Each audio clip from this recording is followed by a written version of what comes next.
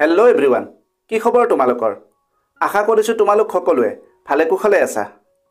নমস্কাৰ, মই দিগন্ত। আজিৰ ভিডিঅ'টো পৰীক্ষাৰ বাবে প্ৰস্তুতি চলাই থকা শিক্ষাৰ্থীসকলৰ বাবে ছুপাৰ হেল্পফুল হ'ব। আজি আমি এখন উত্তম আৰু উন্নত মানৰ কুৱেশ্যন পেপাৰ লৈ আহিছোঁ, যি তোমালোকৰ পৰীক্ষাত ভাল নম্বৰ পোৱাত বহুত সহায়ক হ'ব। সকলো তথ্য ভালদৰে আয়ত্ব কৰিবলৈ তোমালোকে এই ভিডিঅ'টো সম্পূৰ্ণ কৰি শেষলৈকে চাবা। ভিডিঅ'টো যদি তথ্য সমৃদ্ধ হয় আৰু ইয়াৰ দ্বাৰা উপকৃত হ'লে লাইক আৰু শ্বেয়াৰ কৰিবা। চেনেলটো যদি ছাবস্ক্ৰাইব কৰা নাই, দৰকাৰী আৰু তথ্য সমৃদ্ধ ভিডিঅ'ৰ নটিফিকেশ্যন পাবলৈ চেনেলটো ছাবস্ক্ৰাইব কৰি লোৱা। তোমালোকে ভিডিঅ' স্ক্ৰীনত এখন কুৱেশ্যন পেপাৰ দেখিবলৈ পাই আছা। পৰীক্ষাৰ বাবে প্ৰস্তুতি কৰোঁতে প্ৰশ্নকাকত অনুশীলনক এক উত্তম প্ৰস্তুতি কৌশল বুলি গণ্য কৰা হয়। কুৱেশ্যন পেপাৰ প্ৰেক্টিছ কৰাৰ লাভ বহুত।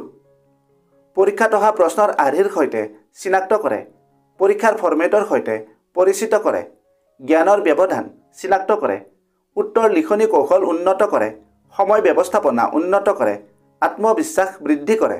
ইয়াৰ উপৰিও আৰু বহুতো লাভালাভ আছে। কুৱেশ্যন পেপাৰ প্ৰেক্টিছ কৰোঁতে এটা সময় নিৰ্ধাৰণ কৰি ল'বা। আৰু আটাইতকৈ গুৰুত্বপূৰ্ণ কথাটো হ'ল, কুৱেশ্যন পেপাৰ প্ৰেক্টিছ কৰাৰ কিছুমান টিপছ আছে। যদি সেই কৌশলমতে প্ৰেক্টিছ কৰা, তোমালোকৰ প্ৰস্তুতি বহু পৰিমাণে উন্নত হ'ব আৰু পৰীক্ষাত ভাল নম্বৰো পাবা। এই বিষয়ে ভিডিঅ' এটাত আলোচনা কৰিছিলোঁ। ভিডিঅ'ৰ লিংক ডেছক্ৰিপশ্যনত আছে, তোমালোকে ভিডিঅ'টো চাই ল'বা।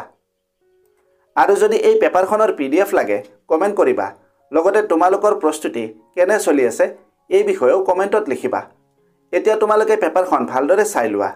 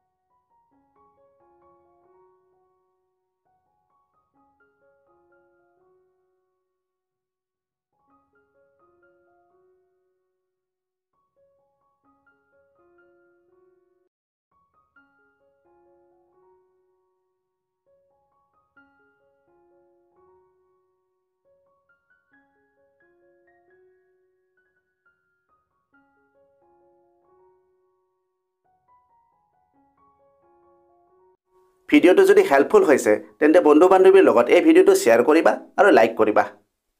আজিলৈ ইমানতে এৰিলোঁ। অতি সোনকালে আন এটা আকৰ্ষণীয় বিষয়ৰ সৈতে পুনৰ লগ পাম। ধন্যবাদ।